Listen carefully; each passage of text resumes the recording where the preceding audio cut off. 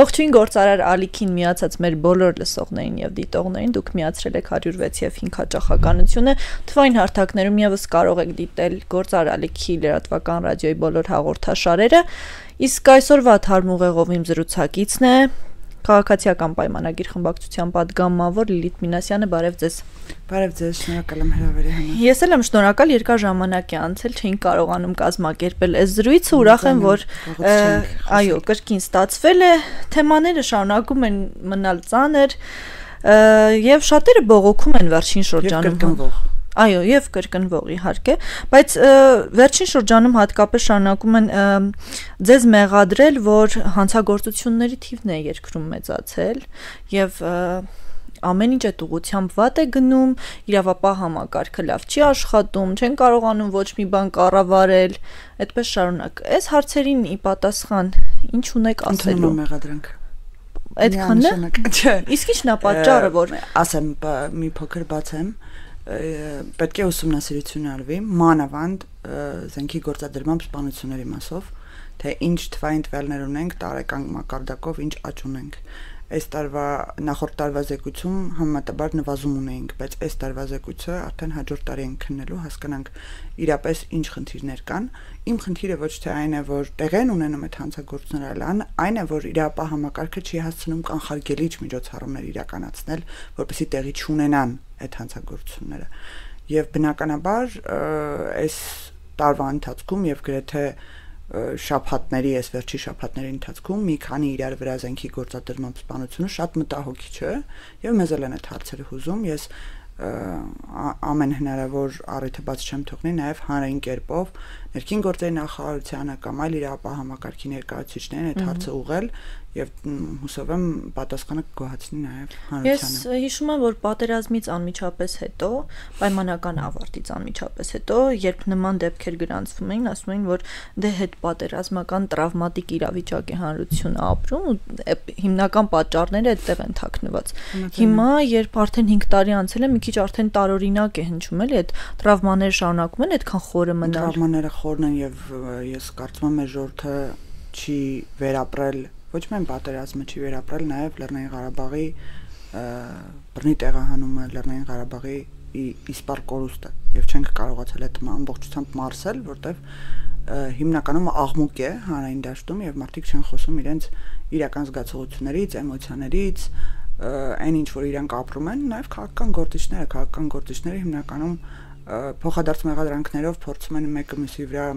մեղադրանքը բարթել, բայց այդ ցավը իրար հետ վերապրելու մասին երբեք չենք խոսել։ Եվ դա կարծում եմ ազդեցություն ունի, բայց ես չեմ կարծում, որ այդ ազդեցության խնդիրները չի տեսնում նաև մեր իրավապահ համակարգը եւ մենք կարող ենք այդ ազդեցությունների կրճատման ուղղությամբ գործուն քայլեր իրականացնել, թե հոգեբանական աջակցության տեսքով, թե մնացած հարցերի լուծումներով, բայց այդտեղ նաև պատճառներից մեկն եմ տեսնում երկար քննվող դատական գործերը։ Ես մշտապես թե հանրային, թե մեր դատաիրավական համակարգի բարեփոխումների քննարկումների, աշխատանքային քննարկումների ընթացքում ասել եմ, երբ որ պատժի անխուսափելիությունը ակնհայտ չի մարդու համար, այսինքն ինչքան էլ որ բռնվում են, քննվում են, մարդիկ կալանքի տակ են գտնվում, բայց դատերը գնալով ուշանում են եւ մարդը պատկերացնում են, որ կարող է հանցագործություն իրականացնել եւ տենց մի 7 տարի ազատության մեջ մնալ, հետո նոր ինչ որ դատավճիռ կայացվի։ 7 տարին շատ ասցի, բայց համենայն դեպս 1-2 տարի տևող դատաքննություններ կան։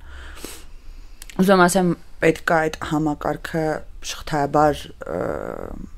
միտեղ չի խնդիրը, շղթայաբար մոտենալ հարցերին եւ հասկանալ ինչն է պատճառը, որ մարդիկ վախ չունեն, որ իրանք գնալու են տենց 10-15 տարի նստեն, եթե մարդ են սպանում։ Այս շատ լավ տեղ եք հասանք այդ դատավարական process-ներին, երբ Նիկոլ Փաշինյանը նախկին ղեկավարներին հրավիրում է բանավեճի, հանրության մի զգալի հատվածի մոտ հարց է առաջանում։ Նիկոլ Փաշինյանը խոստացել էր, որ գա եւ նրանք կպատժվեն բանտերում։ Եվ նա չի եկել, երբեք խոսք չի տվել նման բան։ Պատժի խոսք չի տվել։ խոսք է տվել որ բոլորը պատժվելու են, բոլորը իրենց թալանը հետ են բերելու, խոսք է տվել որ արդար դատական համակարգ է տեղի ունենալու, պետության նկատմամբ հանցագործություն կատարած անձինք կամ այն անձինք, ովքեր իրենց պաշտոնական լիազորություններն են չարաշահել, միանշանակ բաժի առաջ են կանգնելու։ Նիկոլ Փաշինյանը նախկին 3 ղեկավարներին անվանական երբեք չի ասել, որ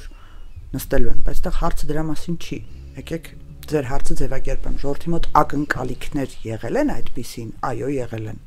Ժողովրդը արդար դատական համակարգը պատկերացնում է այնպիսին, որ նախկին առնվազն 2-3-ի մասին չխոսենք, առնվազն 2 ղեկավարները պետք է ճաղրի հետևում լինեն։ Իհարկե, այո։ Սենց վերաձևակերպումով հնարավոր է ձեր հարցին պատասխանել, բայց այն որ վարչապետը նման խոսք է տվել, ես չեմ կարծում։ Դե պատիժը այդպես են չէ պատկերացնում հիմնականում։ Բայց ոչ անհատական անվանական ասել է, որ հնարավոր է բոլորը պետք է կանգնեն պատիժը անխուսափելի է լինելու։ Լավ, իսկ ինչու դա տեղի չի ունենում։ Դատական գործերի ցկցկումներ։ Տեսնում եք ամեն մեկի վրա քանի քրեական գործ կա։ Ամեն օր այդ մարդիկ, գիտեք, որ ասում եք Նիկոլ Փաշինյանը կանչում է բանավեճի, նրանք հրաժարվում են, այդ ու ասեցի կապում եմ դատական գործերի հետ, ուզում եմ ասել, հա, երևի ամեն օր դատի են, դրա համար զբաղված են չեն գալիս բանավեճի։ Իրապես քննությունները երկար են տևում, քննչական մարմինները ու օբյեկտիվորեն էլ կա պատճառաբանություն, քննչական մարմինը, որ ինձ բերում է մի քննիչի վարույթում մի տարվա մեջ քանի գործ կա, ես հասկանում եմ, որ մարդը օբյեկտիվորեն չի կարող այդ ամբողջը քննել։ Նույնը դատարանները միջև վճռաբեկ դատարան ծանրաբեռնվածություն ունի, այսինքն բոլոր ատյանները ու շատ մեծ ծանրաբեռնվածություն։ Ու այդ գործերի երկարաձգման պատճառով արդյունքը չի երևում։ Բայց ես հույս ունեմ, հանրությունը տեսնում է ապօրինի գույքի հետ վերադարձի համակարգը ինչ թափանիվ է հավաքել, ինչ մեծ տեմպերով են հետ գալիս այդ ամբողջ թալանածը հատիկ առ հատիկ հետ է բերվում պետությանը եւ կարծում եմ պետք է նյութականացնել այդ ամենը, որ ժողովուրդը մի քիչ ավելի պատկերավոր տեսնի, այսինքն չգիտեմ վիդեո ֆոտոմատերիալներով անընդհատ ցույց տալ թե որ տարածքը ինչքան գույք, ինչ ծավալի, ինչ գումարներ հետ են բերվում պետությանը, որպեսզի պատկերացնենք, որ այո, այդ թալանը հետ բերվում է։ Իսկ ինչ վերաբերվում է նախկին նախագահների ճաղերի հետևում լինելուն, այդ մեղադրանքը մեզ ամենաշատ հնչած մեղադրանքն է։ Երևի թե ամբողջ հանրությունը հիասթափության աստիճանը ամենամեծը եղել է հենց դրա պատճառով։ Բայց հակառակը գիտեք որն է, որ մեզ հանրությունը մեղադրում է, որ ինչի նախկին 2 նախագահները ճաղերի հետևում չեն, ընդդիմությունը մեղադրում է, որ մենք քաղաքական հետապնդումներ ենք իրականացնում։ Հիմա ասենց տարբերությունը մի հարթության վրա չես կարող այդ երկուսը դնես։ Բայց ո՞նց եք կարծում փաստարկում ենք, որ ընդդիմությունը հանրության հետ այդքան էլ աղարժ չունի։ Բայց անձնավորված է հանրությունը ուզում տեսնել Ռոբերտ Քոչարյանի, Սերժ Սարգսյանի։ Կարծում հանրությունը չի ուզում տեսնել Աջապահյանին ճաղերի հետ։ Դրա փոխարեն կուզեր տեսնել նախկին 2 ղեկավարներից մեկին, չեք կարծում։ Հետապնդում չի կարող համարվել հոգևորականի օրինակ օրենք խախտելը։ Չի կարող քաղաքական լինել, մարդը քաղաքական գործունեությամբ չի զբաղվում, ոնց եք դուք դրան քաղբանտարկյալ ասում։ Չի բռնում էլի քաղբանտարկյալը, երբ որ մարդը քաղաքական գործունեության համար է բանտարկվում, որը մեր երկրում չկա։ Ինչպես չկա։ Չկա։ Հիմա ձեր հաջորդ հարցին անդրադառնանք, թե հարցը հնչեցնեք։ Չէ, դուք շարունակեք, հետո անդրադառնանք հաջորդին։ Հա, քաղբանտարկյալների մասին ինձ թվում է հարց եք տալու, ասեք, ինչպես չկա։ Քաղաքական գործունեությամբ զբաղվող մարդիկ, որոնք որևիցե զանցանք չեն կատարել եւ հայտնվել են ճաղերի ետևում, նրանց անվանում են քաղաքական բանտարկյալներ։ Հիմա եկեք հասկանանք, ես չեմ ուզում մտնել քրեական գործերի մեջ, որոնք որ դատավճռի փուլում չեն։ Օրինակ Աջապահյանի օրինակը վերցնենք։ Ըստ ձեզ մարդը որ սքեմ է գրում, arczepiskopos է, քահանա է, եպիսկոպոս է, ազատված է օրենքի առաջ պատասխանատվությունից։ Դե մենք գիտենք, որ օրենքով բոլորը ըստ քրեական օրենսգրքի պատիժ են կրում իրենց արարքների համար եւ հոգեբորականները այդ մասով ազատված չեն։ Դա գիտենք, բայց այստեղ հարցը այլ է։ Եթե մենք համեմատություն ենք երկրորդ հարցը տամ, էլի ձեզ։ Եթե քրեական օրենսգրքի մեջ կա հոդված, որ զինված հեղաշրջման կոչը, որը իր մեջ նաեւ ներառում է որոշակի գործողություն, այսինքն ռուսերեն բառ կա, բայց հայերեն չեմ, ուղղորդվում է լավ որոշակի գործողությունների շարունակականությամբ կամ այդ կոչը շարունակական տեղի ունենում, դա հանցակազմ է եւ ունի պատժի տեսակ։ Հիմա ըստ ձեզ հոգևորականը պետք է ազատվեր այդ բաժի տեսակից բոլորս մի քանի անգամ տարբեր տարիներում նաև այս տարի լսել ենք այդ կոչը ու այս տարի արդեն դատախազությունը դա համարեց հանցակազմ, որովհետև կար այլ հոգևորականի կողմից կազմակերպված գործողություններ, որոնք զուգորդվում էին այդ արտահայտություններին։ Հիմա ուզում եմ հասկանալ, դատախազությունը պետք է ասեր հոգևորական է, չեմ գնալու նրա հետևից։ Այդ է ուզում էր հանրությունը, ուզում է արդար դատավարությունը միայն ազդի այն մարդկանց վրա, ում նրանք ուզում են, տենց է մեր պատկերացումները։ Իրավապահ համակարգի շուրջ։ Կարծում եմ միանշանակ այդպես չի, բայց կարելի է այնպես անել, որ ոչ թե խոսքի համար մարդիկ դատվեն, այլ բանը չհասնի գործողություններին, այսինքն իրավապահ համակարգը աշխատի այնպես, որ կարողանա այդ ամենը վերահսկել։ Այս պարագայում կոնկրետ այս մի դրվագում բանը չի հասել գործողություններին եւ մարդը իր կոչի համար եւ դա նաեւ ազդակ է ամբողջ հանրությանը, որ զինված հեղաշրջումը դա պետության հիմքերը խարխլել է։ Զինված հեղաշրջման կոչը դա խոսքի ազատություն չէ։ Դա ուղղակի կարծիք չէ, դա հիմնված է նրա վրա, որ օրինակ մի հոգի, ոնց որ Նայիրի Հունանյանը, կարա հայտնվի եւ ասի, այո, ես այդ ուժեղ տղան եմ, որ կարող եմ զենքը ձեռքս մտնել եւ պետության կառավարման մարմինները վերացնել։ Զինված հեղաշրջման կոչ ինչի է դատապարտվում օրենքով, որովհետեւ այդ կոչը լսող կարող է լինի։ Ու այդ լսողը կարա իրականացնի այն, ինչ եղել է մեր հետ արդեն 99 թվականին։ Մենք ուզում ենք դրա կրկնությունը, դա է կանխարգելումը։ Պատիժն է կանխարգելումը, որպեսզի չկրկնվեն այդ ամեն ինչը։ Իսկ Գալստանյանի դեպքում ես այդտեղ մեկնաբանություն քիչ եմ ուզում տալ, որտեվ գործը դեռ քննության փուլում է եւ չեմ ուզում ինչ-որ ուղղորդում ունենամ։ Այն հատվածը, որը մեզ ներկայացվել է, որ պատգամավորներին անձեռնմխելությունից, պատգամավորին Արթուր Սարգսյանին անձեռնմխելությունից զրկեն, ես այդ հատվածն է գործի քննության ինձ տեղյակ եւ այդ հատվածի մասին կարող եմ միայն խոսել։ Մարդը նախապատրաստել է ահաբեկչության փորձ, ենթադրյալ, կրկնեմ ենթադրյալ, որ հետո չասեն անմեղության կանխավարկած եք խախտում։ Մեկ նկատառում նաեւ Գալստանյանի ի պաշտպանություն քաղաքական ուժերի ընդդեմ, էլի, որ Գալստանյանին անդադ պաշտպանում են։ Ասում են ահաբեկչության գյուլելու են հատվածը մոնտաժած էր եւ հրապարակեցին այն հատվածը, որ իրականում դրված է դատախազությունը դրանց մի հատված էր մեծ թղթերում ներկայացրել, այսինքն ամբողջ ձայնագրությունը մենք չենք լսել։ Մնացածը օրինակ ավտոբուսների վրա յուղ լցնել, տուկի թելեր վառել, աստղիկներ գցել փողոցների վրա, որպեսզի սյուներ բանանեն մեքենաները ավտովթարների ենթարկվեն, այդ կամուրջների տակ խցանումներ ստեղծել, որպեսզի կոլապս առաջացվի քաղաքում, սյուները իրար վրա պտտելով ջարդել, գցել, այդ ամեն ինչը ինչ է։ Եթե մեկ ձայնագրությունը իրանք գցում են, ասում են մոնտաժված է։ Իրանք տիրապետում են հիմա բոլոր ձայնագրություններին եւ փաստաբանական կողմը կարող է հրապարակել այն հատվածներն են, որոնք ասում են էդ էլ է մոնտաժված, ինչի չեն հրապարակում։ Այսինքն այդ կազմակերպված գործողությունները դեմ են եղել պետական ինստիտուտներին, թե իրանք որոշել են քաղաքում քաոս ստեղծել, որն է նպատակը եղել։ Խոսքի մեջ այդ հավաքներ կազմակերպել, մարդկանց հավաքագրել, որպեսզի այդ գործողություններին գնան, կոլապսի գնան, հետո իրանք մտնեն ազգային ժողով, այդ գործողությունների ամբողջ ընթացքը, եթե կեղծ մոնտաժված է ըստ իրենց, ինչի չեն հրապարակում։ Իրենց մոտ է այդպես։ Ինչի են հրապարակի մենակ այն հատվածը, որտեղ իհարկե կարող է սխալմամբ մեկնաբանություն լինել, որտեղ պետական պաշտոնյա կամ չգիտեմ ում էին գյուլելու, այդ գյուլելու հատվածն են մենակ հրապարակել։ Պատկերացնում եք նման խոսակցություններ ինչքան շատ տեղերում են գնում։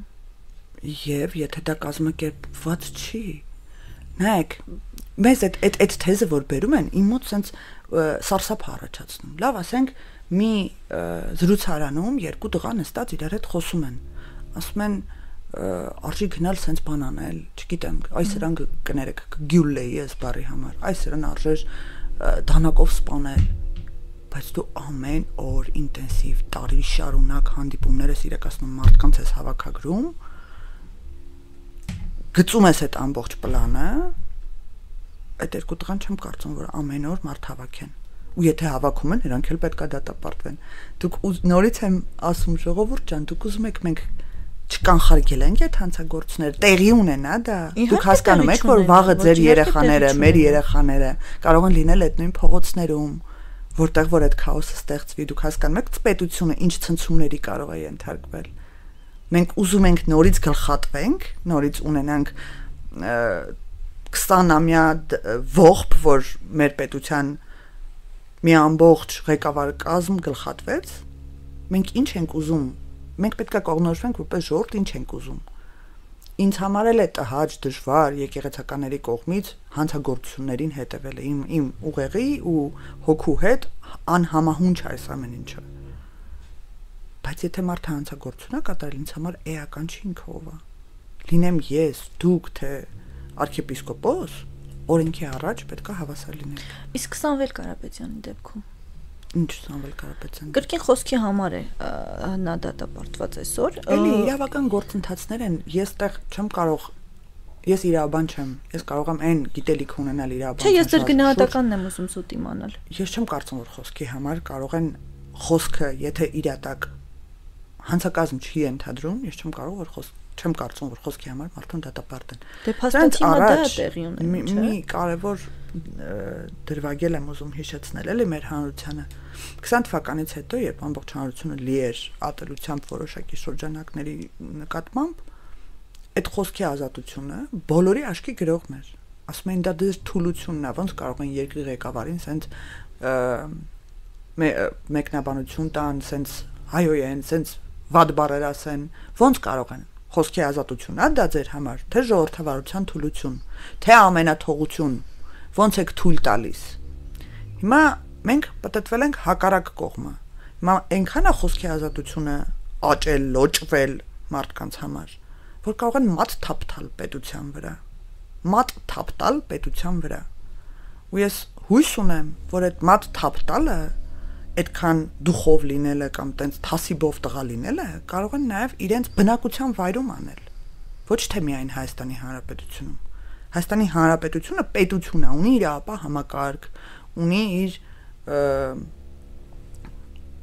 մարմինները, որոնք արձագանքում են այն ամեն ինչին, ինչ տեղի ունենում պետությունում։ Ու ես մի դրվագ էլի, sense ուղղակի նենց լավ է վերաբերմունքը ցույց տալիս Սամվել Կարապետյանի։ Երբ ԱԱԾ աշխատակիցներ պետք է գան կամ քննչական մարմնից պետք է գան իրանց տուն, ինքը դուրս է գալիս տնից եւ իր ախրանայով շրջապատված մարդկանց կամ իր բարեկամներին ասում է դրանց լավ դաս կտակ։ Այդ ինչ արտահայտություն է պետական մարմնի նկատմամբ։ Ոնց պետք է քո ախրանիկը պետության ներկայացուցին դաս տա։ Այդ ինչ մտածելակերպ է։ Կարա իր գնա իր FSB-ի աշխատողներին Ռուսաստանի Դաշնությունում տենց բան ասեիր։ Կարա իր քո ախրանիկները կներեք ես բառապաշարի համար, ուղղակի իրանց լեզվամտածողության համար եմ սենց օրինակներ բերում։ Ռուսաստանի Դաշնությունում դուրս գայիր FSB-ի աշխատողները գային քո հետևից, ասեիր անվտանգության աշխատակիցներից, ասեիր դրանց լավ դաս կտակ, կարա իր։ Այդ հարցերին զուտ ժողովուրդ թող պատասխանը գտնի իր մեջ, էլի։ Ինչի են մարդիկ գալիս Հայաստան, ունենալով հսկա ծավալ միջոցներ, մեծ կապիտալներ, հիմնականում Ռուսաստանից են գալիս, այլ երկրներից մեծ փրկողներ չեն գալիս մեր հայ միլիարդատերերը։ Գալիս են այստեղ եւ դառնում պետության, ինչ որ պետությունից վեր մարմին իրանց դնում ավելի վեր, քան պետությունն է։ Ոնց կարող է տենց բան լինել։ Շատ էսպես սահուն անցնենք խաղաղության նախաստորագրությանը, որովհետև կետ հիշեցի, որին կարծում եմ ինչ որ չափով այստեղ կարելի է անդրադառնալ, այ նախաստորագրության մեջ մի կետ կա, որի պետք է երկու պետությունների միջև այդ սեպարատիզմը վերացվի, բայց փակագծերը չեն բացվում, ու իրականում ինձ այդ հարցը հետաքրքրում է։ Երբ ասվում է ատելությունը, սեպարատիզմը, չգիտեմ, նման արտահայտությունների շարք կար, ինչ է դա հստակ ենթադրում։ Օրինակ Հայաստանի Հանրապետության քաղաքացին ինչ չպիտի անի կամ ինչ պիտի անի, որ դա համարվի սեպարատիստական որևէ արարք։ Ну սեպարատիզմ բառը չի կարծեմ այնտեղ, ճիշտ ասած բառը կոնկրետ չեմ հիշի, բայց լավ կլիներ հենց կոնկրետ բառի մեկնաբանությամբ խոսեինք։ Ես կարծում եմ դա պետական մարմինների եւ առաջինը պետական պաշտոնյաներին վերաբերվող պետական քաղաքականությանը վերաբերվող հատված է, ինչի, որովհետև գիտեք, որ տարիներ շարունակ երկու կողմն էլ այս դեպքում մեր մոտ շատ ավելի քիչ, քան Ադրբեջանում դպրոցներում են երեխաներին նման ատելության քարոզանում, մեր մոտ է եղել այդ ճշնամանքի տարածումը, բայց ես կարծում եմ, որ հարաբերությունների կարգավորման կոնտեքստում պետական քաղաքականությունները պետք է միտված լինեն խաղաղության այսուհետ։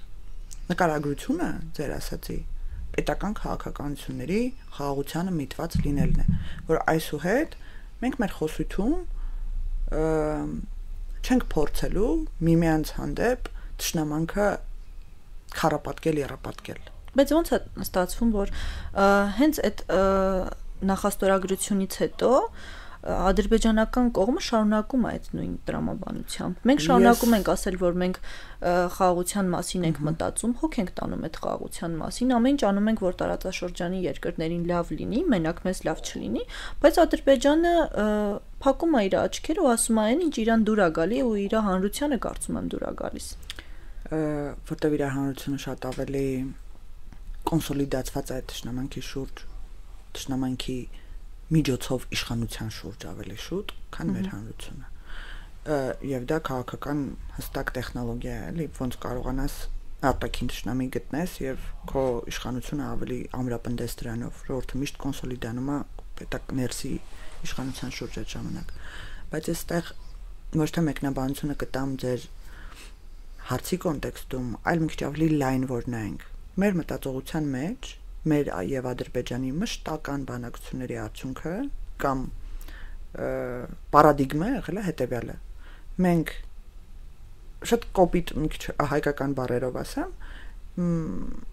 մեզ ասել են բոշա, մենք ասել ենք փչացած, մեզ ասել են բոշա, մենք ասել ենք փչացած։ Իսկ իրանք մի բան ասում են, մենք հակադարձում ենք։ Իրանք մի բան ասում են, մենք հակադարձում ենք։ Չկա ասիմետրիկ մոտեցում այս հարցին։ Մեր նպատակը ինչն է, խաղաղությունը չէ։ Հիմա ես ինչի պետք է նայեմ ինքը ինձ ինչ է ասում։ Բայց դա միակողմանի ձևավորվում է։ Իհարկե ոչ, բայց նորից մի հատ վերջացնեմ նոր։ Ինչի պետք է նայեմ ինքը ինձ ինչ է ասում, եթե ինձ իմ ասածները չի լսում մենակ Ադրբեջանը։ Լսում է մի ամբողջ աշխարհ, մի ամբողջ միջազգային հանրություն։ Հիմա մենք ընկել ենք Ամերիկայի Միացյալ Նահանգներում հուշագրեր, որի տակ կա Միացյալ Նահանգների նախագահի ստորագրությունը։ Մենք կնքել ենք խաղաղության տակ։ Մենք խոսում ենք խաղաղության մասին։ Ադրբեջանը կնքել է խաղաղության տակ, խոսում է ոչ այդքան խաղաղության մասին։ Չնայած ելույթները, որ ամբողջական նայենք, ոչ թե հատուկ կտրված հատվածներ, որ մեզ ցավացնում է ու մեր ամբողջ մեդիան տիրաժավորում է, կհասկանանք, որ ինքն էլ է ասում, որ այո, խաղաղությունը հաստատված է, Հայաստանի համար այսքան ժամանակ այդ ավելի լավ պայմաններ չէր կարող ստեղծվել եւ այլն եւ այլն։ Դե մեկ ասում է, որ հարմարվել է երկու երկրների այս խաղաղության տրամաբանությանը։ Այսինքն Թրամփի ներկայությամբ էլ ասաց, «Էլ պատճառ չկա, որ խաղաղություն չլինի»։ Էլ առիթ չկա, որ խաղաղություն չլինի։ Այսինքն այն տեքստերը, որ ամբողջական ես նայում, ինքը մեկին ասում, բայց իր ասածները, երբ որ ինքը ստորագրել է մի բանի տակ, այլ բան է ասում, ավելի դելեգիտիմ են միջազգային հանրության աչքերին, քան մեր ասածները։ Մենք չպետք է նայենք մեր հարաբերություններին, որ մենք ենք եւ Ադրբեջանը, մեր հարաբերությունների կարգավորման շահառուն ոչ միայն մեր երկու պետություններն են։ Բայց դա չի վախեցնում, որ նախաստորագրությունը այդպես էլ կմնա նախաստորագրություն եւ չի ստորագրվի։ Այդ արտահայտությունները միտված չեն ինչ որ խաղաղության պայմանագրի կետերի շուրջ, ինչ որ նոր առավելապաշտական նկարտումների կամ ինչ որ նոր հայցերի, նոր ինչ որ հարցերի, որ կարող է բացասնել, այն ինչ կա, մենք արդեն նախաստորագրել ենք, այլևս ավելացնելու կամ պակասացնելու կարիք ոչինչ չկա։ Եվ իհարկե ես միանշանակորեն շեշտում եմ, որ երկարատև խաղաղության համար մեզ անհրաժեշտ են կոմունիկացիաների ապաշրջափակում։ Մենակ այդ պարագայում մեր տարածաշրջանը սկսի առևտուրը եւ միջ պետական շփումները կսկսեն դառնալ ավելի շահավետ, քան այլ գործողություններ, քան պատերազմը, քան առավելապաշտությունը, քան նոր նկարտումները եւ այլն։ Պետք է առևտուրը ավելի թանկ, պատերազմը ավելի թանկ նստի իր վրա, քան այն օգուտները, որ ինքը շահում է ճանապարհների ապաշրջափակումներից։ Նույնը մեր համար ապաշրջափակումը տալու է նոր թոքեր պետության, նոր շնչառություն, նոր հնարավորություններ ու աշխարհի տարբեր կենտրոնների հետ շփվելու համար։ Եվ այդ ամենի Դրան էլ պատասխան ունեն, թե ընդդիմությունից եւ թե հանրության մի զգալի հատվածից ասում են մեր տնտեսությունը այն վիճակում չի, որ կարողանա դիմակայել այդ ամենին եւ մենք պարզապես կուլ կգնանք։ Հիմա մի հատ լոգիկ հարց էլի դրամաբանական։ Ըստ այդ ասողների Թուրքիան մեր ճշնամին է, Թուրքիան ուզում է մեզ վերացնի, չէ՞։ Չի ուզում։ Դե ըստ այդ ասողների ես կարծում եմ, որ չի ուզում։ Չի ուզում։ Չէ։ Ես կարծում եմ, որ չի ուզում եւ վստահ եմ դրանում։ Հիմա ապացուցեմ ինչի։ Եթե կուլ էր տալու մեր տնտեսությունը, խիչի բացում սահմանը, ինքն է փակել։ Տրամաբանությունը ո՞րն է։ Եթե ուզում է կուլ տա մեզ, ինչի՞ չի բացում սահմանը, եթե ըստ այդ տրամաբանության 20 թվականին ինչու էր աջակցում Ադրբեջանին։ Լեռնային Ղարաբաղը մշտապես եղել է անգամ նախորդ նախագահների օրոք բանակցությունների ժամանակ հայ-թուրքական հարաբերությունների կարգավորման Լեռնային Ղարաբաղը մշտապես եղել է նախապայման։ Չեք կարծում, որ ամեն անգամ երբ իրենց պետք լինի նոր առիթ կգտնեն, հետո Սյունիքը կարող է լինել։ Չէ, որտեվ Սյունիքի նկատմամբ նկրտումներ իրենք չունեն, մենք տարածքային Հայաստանի Հանրապետությունը ճանաչված միջազգայինորեն ճանաչված պետությունը Սյունիքը ներառել։ Այսօր տեսաձայնագրում ենք Ղարաբաղը գիտեք, որ տարիներ շարունակ չի եղել ճանաչված պետություն։ Ամսի 16-ն է, որ մենք ձայնագրում ենք հաղորդումը։ Նիկոլ Փաշինյանը ճեպազրույցի ժամանակ ասաց, որ հավանական հաջորդ կետը ապաշրջափակ Սահմանազատման դա կլինի թրիփի այդ հատվածները, բայց այստեղ հարցեր են առաջանում, Սև լճի հատվածում մենք խնդիրներ ունենք եւ հավաստիացումներ կային, որ այդ հատվածներում, երբ որ արդեն խաղաղության դարաշրջանը սկսվի, արդեն մենք մեր սահմանները կհստակեցնենք որոնք են եւ թշնամական կողմի զորքերը դուրս կգան այդ տարածքներից։ Ինչու մենք այդտեղից չենք սկսում։ Մենք չենք սկսում ինչ որտեղից ավարտում, ինչ որտեղից մենք գիտենք, որ սահմանազատման կանոնակարգը հաստատելուց ասել ենք հյուսիսի, դիշնելու ենք ներքև։ Եվ դա այդպես էլ կարծեմ տեղի ունենալու։ Խնդիրը թրիփի շուրջ առաջ տալը, որ այդ կետերում կոնկրետ այդ սահմանները սահմանազատվեն, հստակեցվեն, որտեղ տեղ կոմունիկացիա ենթակառուցվածք հիմա է ներդրում արվելու։ Այսինքն մենք վերեմում էլ ունենք հատվածներ, որ կեսը մերն է, կեսը իրանցն է։ Սենց խրված են իրար մեջ երանկյունիներ կան։ Ներքևում էլ ունենք օկուպացված տարածքներ։ Այո, ունենք։ Այսինքն ոչ մեկ չի հերքում դա եւ դա ամբողջ սահմանի երկայնքով կան այդ տարածքները։ Եվ սահմանազատումը իրականացնելով իջնելու ենք ներքև դա այդ խաղաղության շուտ երբ որ սկսվի այլ ընթացք է, որը տևելու է շատ երկարստից։ Ինձ թվում է, ոչ թե ինձ թվում է, այլև միանշանակ վստահ եմ, թրիփի նախագիծը որպեսի ավելի հստակեցվի եւ այդտեղ կոնկրետ նախագիծ ենթակառուցվածք ներդրում է իրականացվել, այսինքն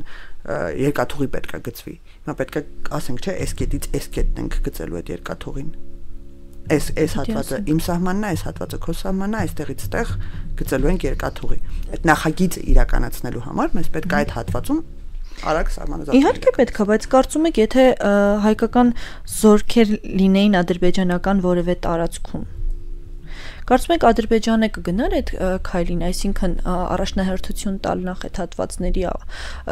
սահմանազատմանը, հետո նոր զորքերը դուրս գան, ոնց եք տեսնում։ Այսինքն դուք կարծում եք, նախ պիտի թշնամական զորքերը դուրս գան, հետո նոր սկսենք աշխատանքները։ Պետք է նախապայման դնենք, ասենք, միջև օկուպացված տարածքից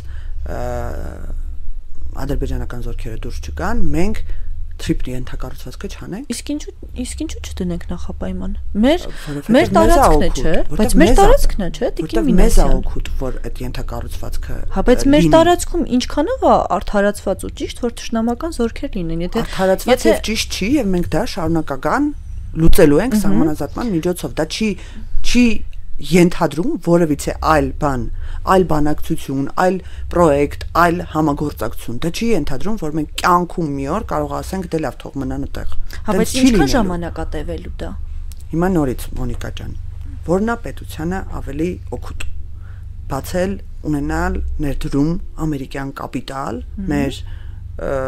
սահմանին, այդ ամերիկյան կապիտալով ենթակառուցվածք, որը կապելու է մեզ ստեղից, այս աշխարհի ծերից այն մյուս աշխարհի ծերը, ֆինանսներ է բերելու մեզ, մենք օգուտներ ենք քաղելու դրանից,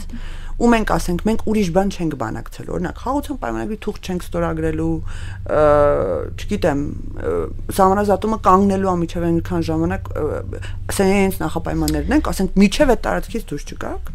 Այդ տարածքից հիմա որն է կշիռը եկեք դնենք, ասենք որն է առաջնահերթություն։ Հայաստանի Հանրապետության քաղաքացին պիտի քնի եւ զարթնի իմանալով, որ իր ձեր նշած տարածքներում, որոնք համարում եք Հայաստանի Հանրապետության տարածքներ, չկան թշնամական զորքեր։ Որ ձեր նշած տարածքներում, որոնք համարում եք, այսինքն դուք չեք համարում։ Ես համարում եմ նաև Արցախը, մեր տեսակետները այդ մասով չեն համընկնում, դրա համար այդպես ձևակերպել։ Հայաստանի Հանրապետության տարածքային ամբողջականությունը չեք ճանաչում։ Ես ճանաչում եմ։ Բայց որ ճանաչում ենք, ինչպես են այդ զորքերը շարունակում մնալ մեր տարածքում։ Դա է հարցս։ Չէ, ես ճանաչում եմ, ես ավելի շատ եմ ճանաչում։ Ավելի շատ եմ ճանաչումը, որն է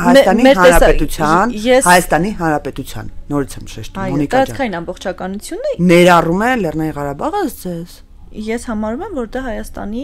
անբաժանելի մասն է, այո։ Հայաստանի Հանրապետության որպես պետություն միջազգայինորեն ճանաչված տարածք։ Եկեք տենց խոսենք։ Իրավական խոսենք, որտեվ մեր ընդդիմությունը սենց խեղաթյուրում ասում է Արցախը հայկական տարածք է։ Մենք էլ ենք ասում հայկական է, բայց Հայաստանի Հանրապետության չի պատկանում։ Հիմա եկեք ընդունենք։ Շատ լավ, բայց սև լիշն էլ հո պատկանում է։ Եկեք ընդունենք մի հատ շատ կարևոր հարց է այսինքն 29743 քառակուսի կիլոմետրը ընդունում եք Հայաստանի Հանրապետության տարածքային ամբողջականություն։ Իհարկե։ Բա ինչու են ադրբեջանական զորքերը այդտեղ։ Որովհետև եկել օկուպացրել են։ Իսկ ինչու դուրս չեն գալիս։ Որովհետև պետք է սահմանազատում իրականացնենք եւ այդ հատվածը ապացուցենք։ Հարցը հենց դա է, որ դա մեր տարածքն է։ Հարցը հենց դա է, եթե խաղաղության դարաշրջանը մեկնարկում է, ինչու այդ զորքերը դուրս չեն գալիս, հետո մնացած աշխատանքները նորից եմ կրկնում, ձեր տրամաբանությունը Ադրբեջանի հետ հարաբերությունը առաջնահերթային համար ներդրումը, առաջնահերթային համար իմ պետության կոմունիկացիաների ապաշրջափակումը, որպեսզի ես տնտեսություն աճացնեմ։ Լոգիկ ավելի մեծ պատկերը տեսնելու համար պետքա նայել որտեղից կարաս կախվես, կարճես, օգուտ բերես եւ որտեղ կան խնդիրներ դանդաղացնելով լուծես այդ խնդիրները։ Մենք երբեք չենք հրաժարվելու այն տարածքներից, որտեղ կա ադրբեջանական զորք, բայց մերն է այդ տարածքը։ Երբեք չենք էլ կարող։ Դա ոչ միայն քրեական հանցագործություն է, դա շատ ավելի մեծ հանցագործություն է։ Դա միայն կարող է իրականացնել ժողովրդի հանրակրվեի միջոցով։ Նաև այս նույն տրամաբանության դրա հետ մեկտեղ ես չեմ ուզում սիմետրիա դնեմ հարաբերությունների մեջ։ Ես ուզում եմ հասկանամ ինձ ինչա պետք։ Ես որ ասում եմ, նկատի ունեմ մեր քաղաքական թիմը, մեր կառավարող ուժը, ու մենք պատկերացնում ենք, որ մեզ պետք է խաղաղություն, մեզ պետք է կոմունիկացիաների ապաշրջափակում, մեզ պետք է սահմանազատում, ու մենք անում ենք այդ ամենը զուգահեռաբար, մենք չենք ասում, այս մեկը չենք անի, մինչև այն մյուսները չանեք։ Տենց փակուղի ենք մտնելու, որտեղ մեզ ավելի շատ է պետք է Մեզ ավելի շատ է պետք է կոմունիկացիաների ապաշրջափակումը։ Մեր պետությանը ավելի շատ է պետք միանշանակ խաղաղությունը, կոմունիկացիաների ապաշրջափակումը։ Ադրբեջանին դա այդքան էլ պետք չի։ Իսկապես պետք չի, կարծում եք։ Ադրբեջանի խաղաղություն պետք չի։ Ադրբեջանի իշխանություններին կարող է եւ ոչ թե պետք չէ, այլ մեկ է։ Ես ասենց մի քիչ մեր լեզվով ասեմ։ Բայց ժողովրդին վերջերս շատ եմ հարցումներ նայում իրանց մոտ, մի քիչ ավելի շատ միջազգային ընկերությունների, ոչ ներսի հարցումներ։ Ժողովրդի մեծ մասը կողմ չի պատերազմ, չի ուզում պատերազմ։ Ու այլ ոնց որ ինչ ուզում էր ստացել է, ու դա է իրանց պատասխանը։ Իշխանությունների տեսանկյունից ոչ թե ասում եմ խաղաղություն պետք չի Ադրբեջանին, խաղաղությունը հաստատված է արդեն։ Այլ քայլեր իրականացնել, որպեսզի ավելի շատ խաղաղ լինի, իրան այդքան էլ դա ոչ թե պետք չի, այլ մեկը ավելի շատ կլինի, ինչի լինի իրան մեկը, բայց հակառակը չեմ պնդի, որ ինքը պատերազմ է ուզում, որտեվ կա ստորագրված թուղթ, որի տակ ես կարծում եմ շատ քչերը կհամարձակվեն այն ստորագրությունները, որ դրվել են, այդ ստորագրություններից հետ քաշվեն։ Այդ մեր ընդդիմությունն է մենակ տենց մեծ փրթում, այսպես ասած, որ ինքը գալու է եւ չեղարկի օգոստոսի 8-ի պայմանագիրը։ Օգոստոսի 8-ի նախաստորագրված հուշագրերը։ Իսկ նոյեմբերի 9-ի ճակատագրի մասին էլ խոսենք էլի։ Ինչ է լինելու։ Հրադադարի մասին հայտարարությունը, որի միակ բանը, որ երևի տեղի է ունեցել, դա հրադադարն է եղել։ Մնացած բոլոր կետերը խախտվել են այս տարիների ընթացքում ու խախտվել են նոյեմբերի 9-ը կնքելուց մի ամիս հետո։ Բոլոր կետերը խախտված են, ինչի պետք է նոյեմբերի 9-ը քննարկենք։ Չեղարկելու մասին հարց չի գնում, առհասարակ ասել հայտարարել, որ այս փաստաթուղթը պարզապես առ ոչինչ է։ Բայց ինքը փաստացի առ ոչինչ է։ Մենք բայց շարունակում ենք քննարկումներ ու համեմատություններ օգոստոսի 8-ի հետ։ Երեկոմ սխալ է, որտեղ շատ այդ մի նպատակ ունի այդ քննարկումները համեմատել օգոստոսի 8-ի հետ, որտեղ այստեղ Ամերիկա կա, իսկ մարդիկ ուզում են վերադառնալ Ռուսաստան։ Այդ է դրամաբանությունը, ոչ թե հայտարարությունների մակարդակն է, այլ Ամերիկայի եւ Ռուսաստանի։ Ու թող Լեռնային Ղարաբաղը մեջ չբերեն, հերիք է Լեռնային Ղարաբաղի վրա քաղաքական կապիտալ հավաքեն։ Կրկնում եմ, այդ հայտարարության մեջ ամեն ինչ խախտվել է ու ոչ մի կետը չի խախտել Հայաստանի Հանրապետությունը։ Ոչ մի կետը խախտել է 9 կետ Ադրբեջանը եւ Ռուսաստանը։ Ռուսաստանը պետք է ապահովել Լեռնային Ղարաբաղի խաղաղ բնակչության անվտանգությունը, չի ապահովել։ Պետք էր ապահովել Լաչինի-Միջանցքի անխափանելիությունը, չի ապահովել։ Պետք էր ու սենց կարող եմ թվարկել ամեն մեկը ինչ արել։ Մի կետ չկա, որ Հայաստանի Հանրապետությունը չի կատարել։ Հիմա մենք որ ամբողջությամբ կատարել ենք մեր պարտավորությունները, որ նախնդիրը նորից վերադառնալ այդ պայմանագրին, ասել մենք չեղարկում ենք։ Միջազգային հայտարարություն ենք, հայտարարության տեքստը պայմանագիրել չի իրավականորեն։ Ու պետք չի համեմատել էլի երկու տարբեր լեվելների ու տարբեր բաների մասին փաստաթղթերը։ Իրանք բերում են միայն կոմունիկացիաների 9-րդ կետի մասին կետը, բայց կներեք Ամերիկայի հետ հուշագրերը նախ 1, 2, 3 էին էներգետիկայի ոլորտ, արհեստական բանականության ոլորտ, մեկն էր այդտեղ թրիփի մասին ու նաև որտեղ որ շեշտադրվում էր խաղաղության խաչմերուկի կարևորությունը, որը ամբողջ տարածաշրջանային կոմունիկացիաների մասին է։ Նոյեմբերի 9 ընդհանրապես դրա մասին չի։ Սիրելի ժողովուրդ, բաց է, կարդացեք։ Իսկ նախաստորագրության մեջ ինչու գերիների հարցը չի դրվել։ Էլի նախապայման չենք ուզում դնենք, գերիների հարցն էլ մեր համար հումանիտար հարց է, ու մենք չենք ուզում դրա մասին անընդհատ բարձրաձայնենք, մարդկային կյանքը սարքել առևտրի առարկա, մեր համար դա անքննելի է, մեր գերիները օր առաջ պետք է հետ վերադարձվեն, եւ մեկ նկատառում էլի, ինչ որ տենց շատ անմեղսունակ լրատվականներ կան, որ ասում են Նիկոլ Փաշինյանը գերի բառը չի օգտագործում, միջազգային տերմինոլոգիա կա, եւ միջազգային տերմինոլոգիայով պահվող անձինք ու գերիներ կամ պահվող անձի ապօրինի պահվող մարդիկ այդ տերմինն ավելի շատ գործածվում միջազգային հարթակներում եւ միջազգային հանրությանը լսելի եւ իրավական լեգիտիմ, որ մենք ուզենք հետ ուզենք այդ մարդկանց, քանեն ինչ որ իրանք են ասում եւ գիտեք որ ամեն երկրորդ հանդիպմանը թե մենք խորհրդանականներս թե կառավարությունը իր ամբողջ գործիքակազմով խոսում են այդ մարդկանց հետ վերադարձի մասին եւ ես հույս եմ հատնում որ դա գոնե ինչ որ չափ առաջընթաց կարող ենք տեսնել մոտ ապագայում ու նորից եմ կրկնում մենք մարդկային կյանքերը առևտրի առարկա չենք դարձնելու երբ վերջերս ԱԾՊ-ը Բաքու գնաց, բոլորը սպասում էին, որ իր հետ կբերի գերիներ։ Հա, որտեղ լսողական, տեսողական հիշողության մակարդակի է, որտեղ եթե կհիշեք Լեռնային Ղարաբաղի պատերազմից հետո ԱԾՊ-ներ կամ էլի իրապահ համակարգից մարդիկ էին, որոնք սամոլոտով մարդ էին բերում եւ մեր մոտ այդ զգացողությունները բնականաբար թարմ են, բայց ամեն մի պաշտոնյայի հանդիպումից էլ մենք ակնկալում ենք նման որոշում։ Արարատ Միրզյանն է հանդիպում իր գործընկերոջ հետ, Նիկոլ Փաշինյանն է հանդիպում Ալիևի հետ, մենք ենք հանդիպում շուտով մեկնելու եմ Թուրքիա, ԵԱԿ խորհրդանական վերաժողով, մենք ամեն հարթակում փորձում ենք բացասնել։ Ես հույս ունեմ դրանից հետո մենք կհանդիպենք։ Անպայման։ Շնորհակալ եմ ձեզ զրույցի համար։ Մեզ լսողներին եւ դիտողներին հիշեցնեմ, որ Թարմուղեղով իմ զրուցակիցը քաղաքացիական պայմանագիր խմբակցության պատգամավոր Լիլիթ Մինասյանն էր, իսկ ձեզ համար Մոնիկա Մամյանը աշխատեց, կհանդիպենք, լավ եղեք։